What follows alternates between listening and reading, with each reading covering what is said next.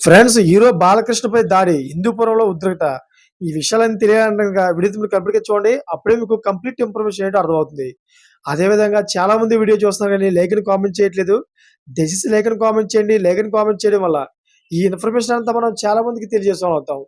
అదే విధంగా చాలా మంది సబ్స్క్రైబ్ చేసుకోవడం మాత్రం మర్చిపోతున్నారు.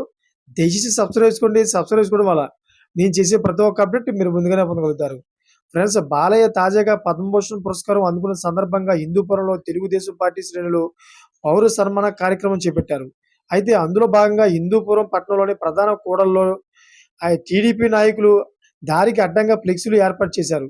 ఫ్లెక్సీలకు అడ్డం వస్తుందని వీధి దీపాలను నందమూరి బాలకృష్ణ ప్రారంభించాలని, అదే ప్లేస్‌లో వైఎస్ఆర్ స్తూపం కనపడకూడదని తొలగించారు. దీంతో హిందూపురం వైఎస్ఆర్‌సీపీ నాయకులు, కార్యకర్తలు ఆగ్రహం వ్యక్తం చేశారు. హిందూపురం రహమత్పురంలోని రోడ్డుపై బైఠాయించి ధర్నా నిర్వహించారు. తొలగించిన వారు ఆ స్తూపం అదే స్థానంలో ఉంచే వరకు లేవమని రోడ్డుపై కూర్చున్నారు. అయితే పోలీసులు రోడ్డుపై నుంచి వైసీపీ నాయకులను తరలించాలని చూడడంతో ఉద్రిక్త పరిస్థితి ఏర్పడింది. ఒక రకంగా వైసీపీ నాయకులు బాలకృష్ణ వస్తే దాడి చేసి యోచున్నట్టుగా సమాచారం కూడా అందుకున్నారు టీడీపీ నాయకులు. అయితే అనంతరం మున్సిపల్ అధికారులు హామీ ఇవ్వడంతో వైసీపీ శ్రేణులు శాంతించి వెనుదిరిగారు. అయితే బాలయ్యను ఈ ఏడాది రిపబ్లిక్ డే సందర్భంగా కేంద్ర ప్రభుత్వం పద్మభూషణ్ అవార్డుతో గౌరవించింది. తాజాగా రాష్ట్రపతి ద్రౌపది ముర్ము నుంచి ఆయన ఈ అవార్డు అందుకున్న సంగతి తెలిసిందే.